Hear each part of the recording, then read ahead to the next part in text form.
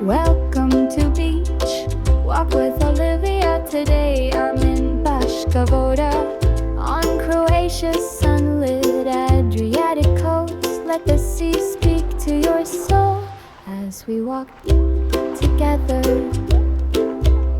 Awake with the scent of salt and pine, a breeze that kisses like old wine. The pebbles warm beneath my feet, the sea calls out so clear, so sweet.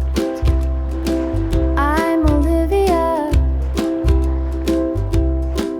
and this is my morning walk along the turquoise hush of Baska Voda shore. This little town, once a humble fishing port, now a heartbeat of the Makarska Riviera, sings its stories in shades of white stone and blue, beyond blue.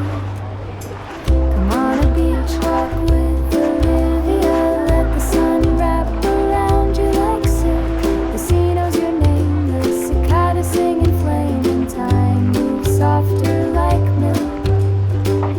With each wave and step I take, Baška Voda breathes and wakes. This is more than just a view, it's a feeling.